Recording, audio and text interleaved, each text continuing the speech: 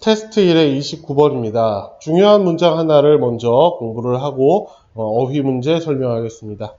자, 중요한 문장은 어휘 문제 1번이 들어있는 문장인데, 자, 이 문장 한번 읽고 시작을 해볼까요?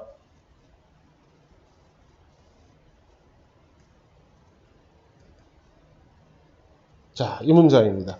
구조는 아주 복잡한 것은 아니긴 한데, The process of organizing objects, 여기까지가 주어이고, 그것은 무엇이냐 하면 때때로 아리스토텔레스 방식이라고 불립니다. 이게 이 문장의 일단 뼈대예요. 자, 그런데 이 지금은 of와 결합을 해서 process, 즉을 꾸미는 역할들을 하기 위해 이제 동명사 organizing이 되긴 했지만 여전히 분류하다, 조직하다, 정리하다 이런 동사의 의미들을 여전히 가지고 있죠. 그래서 어떠한 대상들을 정리하기 이렇게 의미들이 만들어지는데, 그래서 여전히 정리하기, 분류하기, 조직하기라는 그 동사의 의미를 가지고 있어서 어떤 방식으로 according to whether, 이러이러한 것에 따라서 분류하기 이렇게 되는 것이고, 또 with no intermediate category, 즉 중간 단계 없이 분류하기 이렇게 되는 것이에요. 자, 그래서 여기 있는 것들이 결국은 다 이 부사의 역할들을 하는 부사구들인데, 크게 보면 이 부사구들은 여기에서는 이제 organizing 안에 들어있는 organize, 분류하다라는 이 의미들을 꾸미는 것입니다. 어떤 방식으로? 이러이러한 방식으로 분류하다 이렇게 되는 것이죠. 자, 그래서 뜻을 좀 더 보면 무엇에 따라서 whether, 그들이 가지고 있는지 혹은 가지고 있지 않은지에 따라서 분류합니다. 무엇을 어떤 특별한 속성들을 가지고 있는지 없는지를 가지고, 그래서 이것이 말 그대로 여기에서 이미 딱 두 단계, 어떤 속성이 있다, 없다 이렇게만 나누는 것이에요. 아이를 낳을 수 있다, 없다, 뭐 이런 식으로 이제 정리들을 하는 것이죠.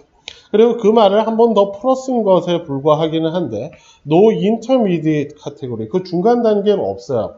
가지고 있기도 하고 없기도 하고, 가지고 있을 수도 있고 없을 수도 있고, 이런 중간 단계의 범주라는 건 없이 딱 이렇게 두 개의 범주로만 나누는 것, 이게 아리스토텔레스 방식의 대상들에 대한 분류입니다. 자, 그러면 실제로는 그 중간 단계에 있는 것들도 있을 수 있죠. 뭐 우리 요즘 시끄러운 이 바이러스라는 녀석도 이게 그 일반적으로 우리가 생명체, 생물로 분류하는 것에도 조금 걸쳐 있고, 그러나 생명이 없는 무생물이라고 분류하는 것들에도 조금 걸쳐 있는 이런 녀석들이라, 이 바이러스라는 녀석들도 실제로는 딱 어떤 둘 중에 하나, 살아있다 혹은 살아있지 않다, 이런 것들로 분류하기는 어려운 것들입니다. 자, 그렇지만 이렇게 두 가지, 어떤 속성이 있느냐 없느냐에 따라서 가지고 두 가지로 있다 없다로 나누는 것이 우리가 어떤 학문들을 하고 공부를 하고 사고의 틀을 만들어갈 때 이제 필요한 것입니다. 익숙해져야 하는 것입니다. 이렇게 이어지는 것이에요. 자, 그래서 밑줄 친 부분들만 빠르게 보면 실제로는 당연히 문장들을 잘 읽어주셔야 하는 것이에요.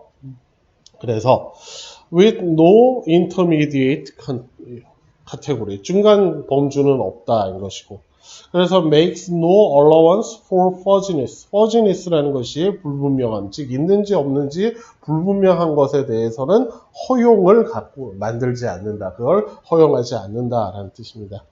자, 그래서 일단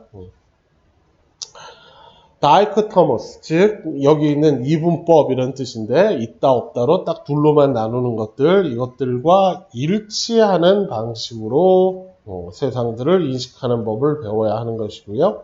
그리고 사실 그것은 우리가 살아오던, 우리가 그 안에서 키워온 문화적 전통의 확장, 우리가 늘 둘 중에 하나로 나누는 그런 문화적인 생각의 전통들을 가지고 왔고, 그것을 확장한 것이니까 그렇게 새롭고 불편한 것들은 아니다. 그래서 그것들을 익숙하게 만들어야 합니다. 이렇게 이제 답이 되는 것이에요. 자, 선생님이 설명을 위해서 이 밑줄 부분들만 재빨리 이야기를 했지만, 어휘 문제들은 늘 당부하듯이 어휘가 들어있는 문장들 전체를 좀 보셔야지 전체 큰 방향 하나만 잡아놓고 밑줄 혹은 밑줄 근처에 아주 부분적인 것들만 보고 이제 너무 빨리 판단을 하려고 하면 한 번에 답을 못 찾아서 시간을 낭비하거나 심지어 풀 수 있는 문제를 틀리는 일들도 벌어지는 것이니까 어휘 문제는 기본적으로 시간을 너무 벌려고 서두르지는 않는 그런 유형으로 생각해 주시면 좋겠습니다. 자, 이상입니다.